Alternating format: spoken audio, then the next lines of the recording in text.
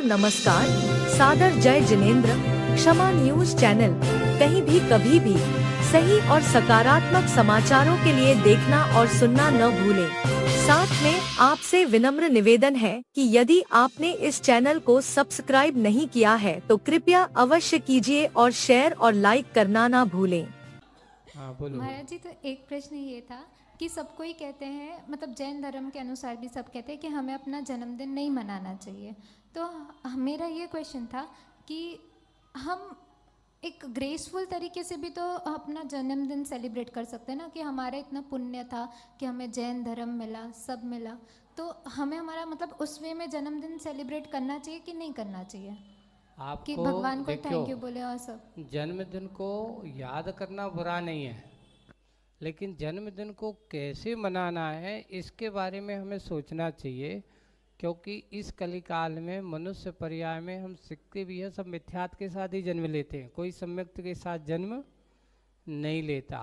तो हम उसको, उस दिवस को अगर मनाना है तो भगवान के अच्छे से जाकर के भक्तिपूर्वक मनाओ। होता क्या है कि आजकल ज़्यादातर लोग अपने जन्म को तो भक्तिपूर्वक मनाते कि भोगपूर्वक मनाते।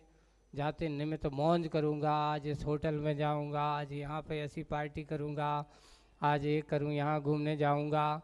तो ये जन्मदिन मनाने का औचित्य नहीं है।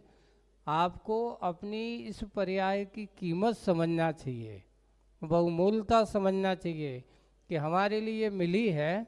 इस पर्याय की सार्थकता को समझना है तो कैसे करें?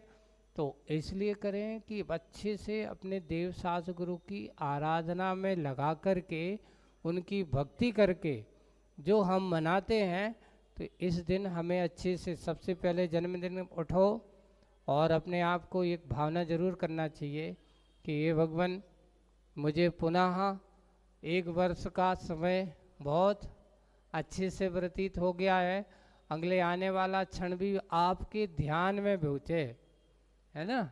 ऐसा भाव करना चाहिए। अच्छे से भगवान के चरणों में अच्छे उस दिन अच्छा श्रीफल लेकर के जाओ, भगवान की भक्ति करो। उस दिन श्रीफल चढ़ा करके इस प्रकार की भावना करो कि मुझे भी आप जैसे बनने की शक्ति प्रदान हो। ऐसा सार्थ उनके चरणों में जाकर के अगर आप जाते हो, भगवान की पूजन करो। उस दिन अच्छे से शांति धारा भी करवाओ।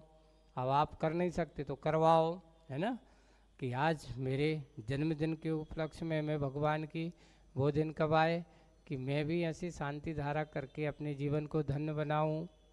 ऐसा कार्य कर सकते हैं। ये कार्य को अपन अच्छे से बनाओ, शुभ का भाव के साथ मनाओ।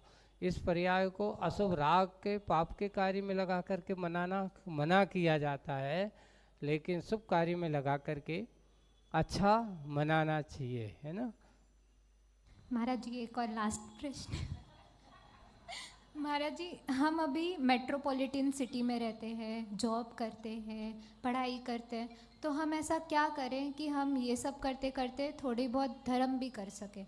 कैसे अपने आप को मैनेज करें कि सबसे हम पहले आप अपने समय को मैनेज कीजिए, है ना, कि हम कुछ भी करें लेकिन हमसे धर्म नहीं छूटे, हम मतलब हाँ कैसे बस भी वही कुछ है।